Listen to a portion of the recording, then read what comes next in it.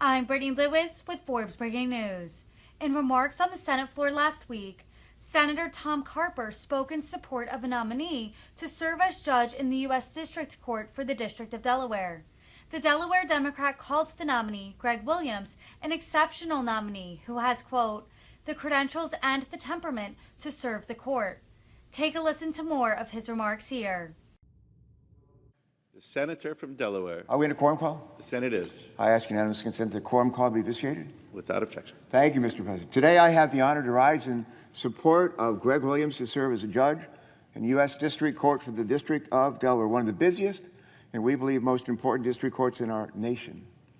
Before delving into what makes Delaware's district court such an essential part of the American economy and what makes Greg Williams an exceptional nominee to serve, in the words of the American Bar Association, they deem him well qualified to be a federal judge. I want to share some background on the process that we use in Delaware, Mr. President, for making recommendations to the federal bench to the president.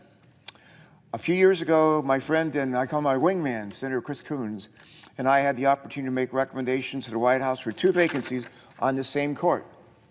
There was at the time a president of a different party, and the majority here was on the other side, not on this side at that time.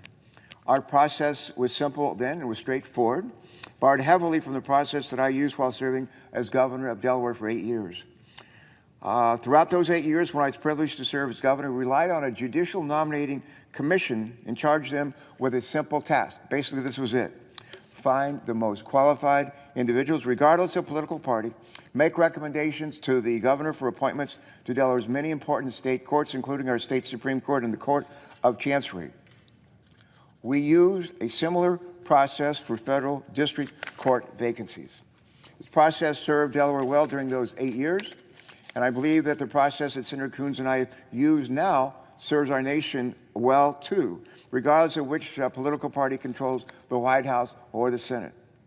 It has yielded yet another extraordinary nominee.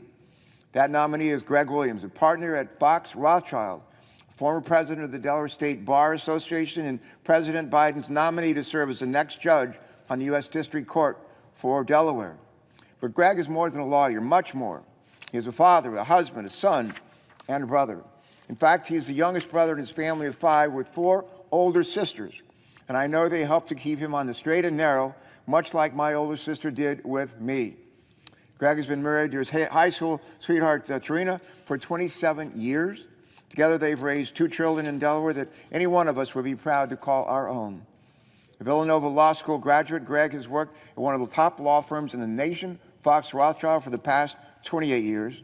And through hard work and commitment to excellence, in 2003, Greg became the first African-American attorney to have been hired as an associate and then be named as a partner at Fox Rothschild. Greg learned those values, hard work and commitments to excellence, in part as a member of the U.S. Army Reserve, where he served from 1986 to 1994, part of those years when I was his commander-in-chief as governor of the state of Delaware. After law school, Greg embarked on a successful legal career that has earned him the respect and admiration of Delaware's highly regarded legal community. Greg has particular expertise in intellectual property and business litigation, which make him particularly well suited for the Delaware District Court. More than his professional qualifications, though, Greg is the personification of the Golden Rule, which calls on us to treat one another the way we want to be treated. And as a result, he's also the personification of judicial temperament in that courtroom, and any courtroom for that matter. Like Senator Coons and me and many of our colleagues, Greg is a person of deep faith. He understands personally the words Golden Rule and what they mean. And if confirmed, I believe he'll use that rule to guide him on the bench. Mr. President, let me close by saying this. We've all probably heard a saying that's oftentimes used in relationship to an undersized boxer, someone who punches above their weight. The Delaware District Court is one of the busiest courts in our country. It handles an array of cases related to intellectual property law, patent law, and bankruptcy law, and other specialized business cases that are critical to the functioning of our national economy. Like our small state, this court punches above its weight.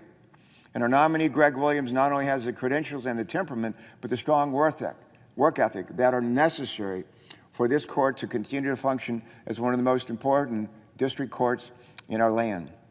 I consider it a privilege to give him my strongest possible endorsement. I encourage my colleagues to join Senator Coons and me today in supporting his nomination on the Senate floor. And with that, I don't know that our colleague, here comes Senator Coons. He's here to speak on behalf of this nominee as well. I'll just say this.